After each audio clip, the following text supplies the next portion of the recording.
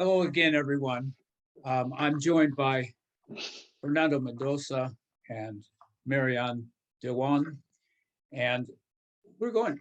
I'm first of all going to show you a picture of the data book. I think it may be upside down, but you all received a copy of this, and it is a document that you should keep near you. And every once in a while, take a look at a few pages because it is the best data book on children in a county anywhere. It is the crown jewel of Santa Clara County, and you should be aware of how your children, our children, are doing on all of the measurements that children need to have, from education to health to juvenile justice to child welfare. And I, I'm pleased to be here with my colleagues. We haven't heard from you this morning. Dr. Mendoza, do you have anything you'd like to add? Well, having grown up in Santa Clara County and seen it develop over the last 50 plus years, I think the excitement for me is that there's certainly a community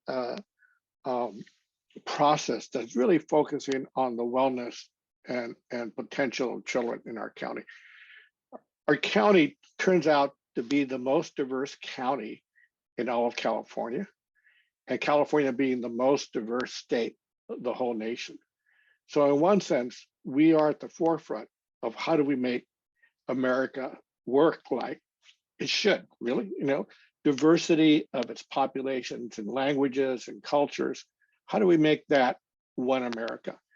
And I think you start by looking at the kids and thinking about how do we make them successful.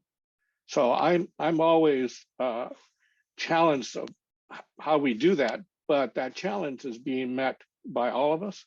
And I think I find it really great to be able to work with you, Len and Marianne, because that brings my thinking about health into other processes of legal services, education, and that sort of enlightens my perspective of what health should be.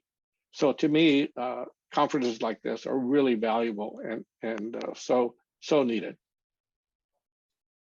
Marianne, you are the leader of our educational forefront. What reflections do you have about how education has been diminished by the pandemic? Thank you, Len. And it is really a pleasure to be one of the co-chairs along with both of you to lift up the children's agenda and to keep first and foremost the children as our obligation and responsibility.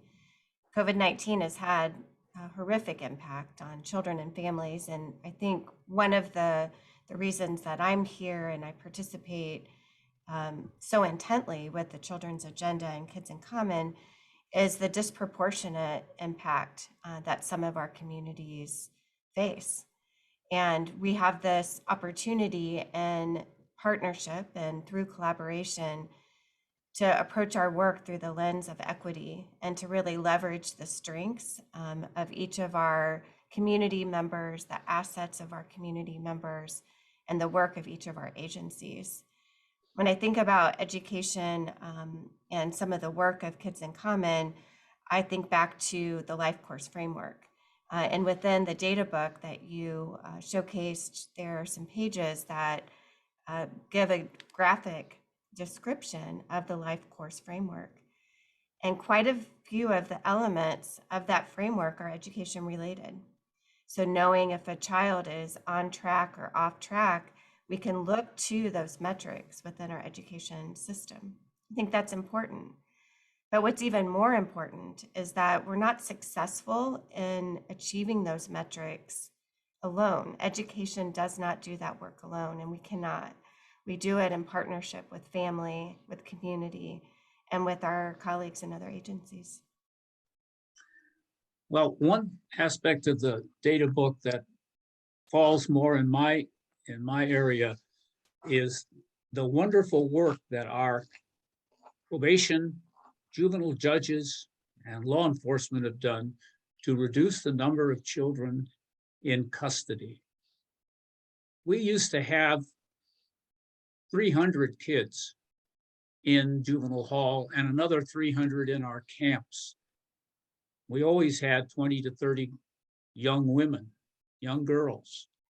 And now there are no girls, or one at the most, in our juvenile halls, and less than 100 youth in our boys in those same halls, and less than 100 in the camps. We are now we're smarter. We know that kids don't need to be punished by being kept in a lockup. We can keep tabs on them and we can hold them accountable, but we don't have to have unnecessary custody. And the data book reflects this. And if you're feeling down right now, that is a very positive development in our juvenile justice system. And it's been accomplished in the last few years. I would add that one should when you look at the data book, look at the Children's Bill of Rights. I think that is a statement by our community of what we believe. And as a pediatrician, having seen children that were undocumented get health insurance before any place else in California, it really made me reflect that Santa Clara County is about not just innovation and technology, it's about innovation in how we live, how we support each other.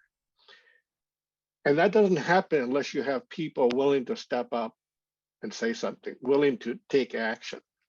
And I think that Kids in Common has allowed me to see all those people, all the people listening in today. As a pediatrician, I start seeing children when they're born, and we can see them until they become young adults. But at the end of the day, it's all the things that surround them that makes a difference. I have only a small portion of that as a physician. So for me to really feel like I can do something to affect the lives and achieve the full potential of every child, I need to work with everybody. And that's what Kids in Common, and I think, that's what the data book, if you read that, will tell you, that kids have all these facets that need to be brought together, and we need to work as a community to make sure those facets shine. Yeah, I would agree with that. And I was thinking about one of the quotes that we lifted up in the data book on We Are Better Together. And it's a quote from Marian Wright Edelman. We must not, in trying to think about how we can make a big difference, ignore the small daily differences we can make, which over time add up to big differences that we often cannot foresee. And I think so much of the work of the Children's Agenda, the work of our community, and the ways in which even our youth and our families are demonstrating their daily efforts at resilience and participation really shine in that quote. It's all the daily decisions, the daily disciplines, the little acts that we make along the way, and those small differences really lead us into systems change and lead us into policy change in some really powerful ways. And I would just also know and add, and I think a lot of our attendees maybe have heard me say this, but we really cannot separate health from education. We serve whole children. And so I think that's just a powerful reminder that while we talk about systems as being separate, who we're supporting is a whole person, a whole child who lives in a whole community and a whole family. So that whole approach, I think, is a good reminder for us. Well, some of you may think that Kids in Common has a product that it produces, and we don't. Kids in Common is an advocacy organization. And what we do is that we try to let decision makers know how their decisions will impact children, whether that be in an educational, at political, juvenile justice, in all the facets of life that are discussed in the data book. Kids in Common is there to remind people, to remind decision makers how they're impacting children by the decisions they make. And we don't go away. We are there with the Board of Supervisors, with city councils, with leaders. And we want children to be acknowledged and to be the decision makers to be sensitive to the needs of children. And that's what Kids in Common is all about, because we all have kids in common.